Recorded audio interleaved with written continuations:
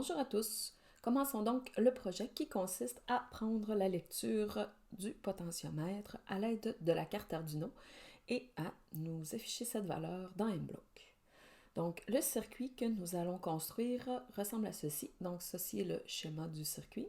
Vous allez donc avoir besoin de la carte Arduino, une plaque d'essai et bien entendu un potentiomètre qu'on voit juste ici et des fils, ça va toujours mieux.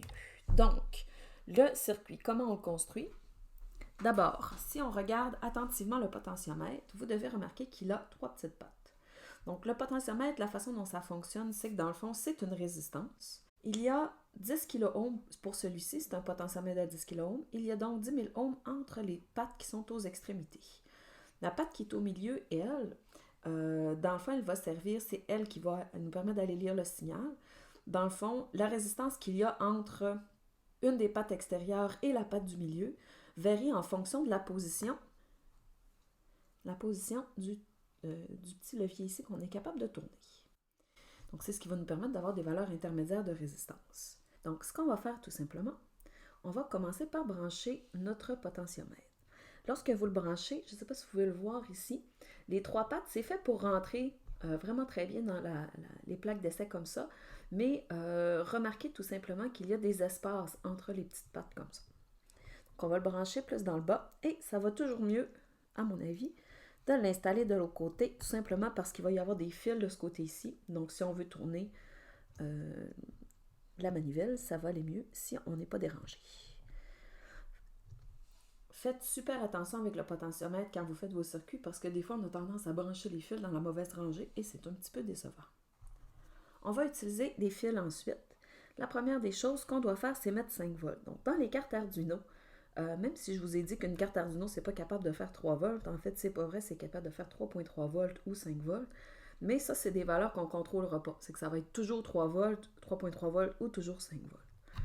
Donc, on va prendre le 5 volts, on va le brancher ici. On va aussi venir brancher le ground de l'autre côté comme ça ici. Et on va utiliser un fil qu'on va venir mettre dans le milieu qui va nous permettre de faire la lecture. Et on va se brancher dans la borne A2 comme ça tout simplement. Donc nos trois fils, je ne sais pas si on n'est pas capable de le voir très bien, mais nos trois fils sont branchés. Donc on a 5 volts d'un côté, le ground de l'autre côté et la patte du milieu, c'est elle qui va nous servir de signal juste ici. Et ce qu'il nous reste à faire tout simplement, c'est brancher notre carte et on va être prêt à faire la programmation. Donc, maintenant, regardons comment on va faire la programmation de cette petite chose-là pour être capable de lire la valeur qui est sur le potentiomètre. Donc, je vous rappelle que la valeur qui va être lue sur le potentiomètre devrait se situer entre 0 et 1023. Donc, la première chose à faire, bien entendu, c'est d'installer la carte Arduino comme ça ici, de l'ajouter. Si ce n'est pas déjà fait, vous pouvez tout simplement cliquer sur « Ajouter », comme ça ici, et aller la chercher. Une fois qu'on l'a, on peut commencer la programmation. Premier bloc que ça nous prend absolument, c'est le bloc lorsque l'Arduino Uno démarre. On n'a pas le choix, ça nous le prend, peu importe qu'est-ce qu'on est en train de faire. Donc, on commence par ça ici. Ensuite, ce qu'on veut faire, c'est aller lire la valeur qui est sur le potentiomètre. Donc, et on veut la lire pour toujours, donc on ne veut pas que le programme s'arrête. Donc, on va se rajouter une boucle pour toujours. Et à l'intérieur, on va aller faire la lecture. Donc, on va aussi se définir une variable qu'on va appeler valeur lue pour faire des petits tests avec vous. Ça devrait être pratique. Donc, je l'ai appelée valeur lue parce que c'est la valeur qu'on va lire sur le potentiomètre. On va au départ, début, la définir à 0. Ça fait toujours bien de donner une valeur de départ. Ensuite, on va aller donc dans la partie sur les broches ici. Donc, ce qu'on veut utiliser, c'est le bloc rond comme ça ici. Je vais zoomer un petit peu. Qui est lire la broche analogique A0. Nous, on s'est branché dans A2, donc on va changer le 2 comme ça ici pour être certain de lire la bonne. Comme vous voyez, c'est un bloc rond. Donc, ce bloc-là, il va falloir l'utiliser à l'intérieur d'un autre bloc. Donc, on peut l'utiliser présentement avec, comme ça ici. On peut aller la lire à l'intérieur comme ça. Et ça fait bien d'aller attendre un petit peu. On n'est pas obligé de mettre une grosse valeur de temps, mais ça fait bien, on pourrait même la diminuer et mettre 1/10 de seconde. Ça fait bien de laisser un petit peu de temps entre les lectures de toute façon pour que toutes les opérations se fassent comme il faut. Donc là, on a ça comme ça ici. Et on pourrait se dire, bon, tant qu'à avoir défini notre variable valeur lue, on va aller la faire dire au panda aussi. Donc lorsqu'on va cliquer sur le petit drapeau, on va lui faire dire notre valeur lue. Je vais vous montrer éventuellement pourquoi ça ne fonctionne pas et vous l'expliquer, mais d'abord, ça serait ça le plan de match. Donc, supposons qu'on la lit, on lit la valeur sur le potentiomètre, mais on voudrait l'utiliser, cette valeur-là, pour contrôler ce que le panda va faire ou autre chose. Eh bien, à ce moment-là, donc, il faut voir comment les variables se comportent. Donc, dans notre appareil ici, on peut connecter, si ce n'est pas déjà fait. Donc là, je vais le déconnecter et le reconnecter. Donc, on connecte notre carte et on va voir qu'est-ce qui va se produire. Donc, c'est sûr que sur le circuit, on ne verra pas grand-chose, mais je vais quand même aller le modifier. Et on va cliquer sur le petit drapeau vert pour faire commencer le panda. Il va nous dire les choses. Donc, si je viens ici et je tourne, vous allez voir que le panda, il ne dit rien du tout. Il n'y a aucune différence et pourtant, je fais une modification et cette valeur-là devrait être modifiée. Pourquoi est-ce que ça ne fonctionne pas?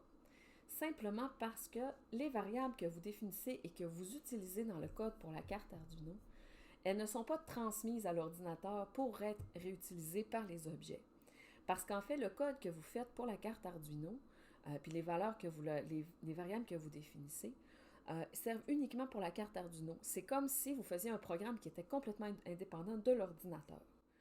Pour être capable de faire discuter la carte Arduino avec le programme Mblock, il faut utiliser une extension. Donc moi, elle est déjà ajoutée, mais je vais vous montrer comment l'ajouter.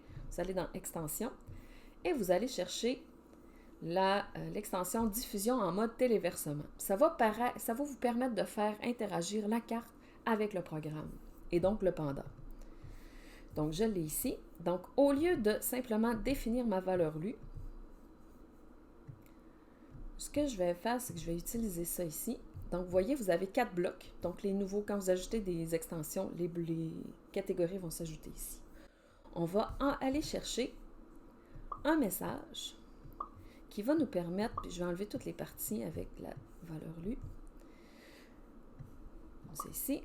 On va envoyer un message avec la valeur qu'on va lire sur la broche directement. Et on va aller chercher notre petit bloc attendre. Je vais me débarrasser de valeur lue. Donc, on va envoyer la valeur qui est lue sur la broche analogique directement dans un message qui va être, lui, lu par le panda. Donc, pour le panda, vous devez aussi ajouter l'extension qui se retrouve ici, diffusion en mode téléversement. Moi, je l'avais déjà ajouté. On va utiliser quelque chose d'autre. Donc, au lieu d'utiliser le petit drapeau, on va aller ici. On va aller utiliser. En fait, ces blocs-là fonctionnent exactement sur le même principe que lorsque vous faisiez des programmations de chacun des objets et vous vouliez les faire communiquer ensemble. Donc, quand on utilisait les événements, les messages ici, c'est exactement le même principe. La seule chose, c'est que cette fois-ci, on ne travaille pas avec exactement les... Donc, c'est pour communiquer avec la carte Arduino. Vous n'avez pas ces blocs-là, d'ailleurs, pour la carte Arduino. Si on y retourne, si je vais en catégorie vêtements, sont pas là, sont pas disponibles. Donc, c'est l'extension diffusion en mode téléversement qui remplace. Donc, lorsqu'on reçoit message, je n'ai pas mis d'autres choses que message parce qu'on a un seul message qui va être envoyé, donc c'est pas nécessaire. On va lui faire dire valeur du message en mode téléversement. Donc, tout à l'heure, on a envoyé une valeur ici, la valeur qu'on a entrée ici, c'est cette valeur-là qui va être envoyée avec le message. Donc, on envoie non seulement un signal pour dire « Oups, tu reçois le message », mais en plus, c'est la valeur qui vient avec, c'est la suivante de notre objet. Et voyons maintenant si ça va fonctionner. Donc, on peut remettre notre petit montage ici. On va télécharger. Voyons voir si ça fonctionne. En fait, un potentiomètre, c'est un petit peu ennuyant parce qu'on ne voit rien. Mais une des choses que vous pouvez voir ici, on a une LED ici qui clignote encore, donc le TX, RX. Ce sont ces diodes-là ici qui, nous signale qu'il y a de l'information qui est envoyée par le port série, donc le fil qui est branché à l'ordinateur. Donc, il y a de l'information qui est envoyée à l'ordinateur. Donc, c'est bon signe et on voit que le panda a une valeur. Il nous dit une valeur. Et si je tourne ici, vous voyez que cette valeur-là change.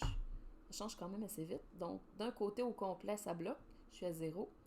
Et si je tourne jusqu'à l'autre côté, on obtient 1023.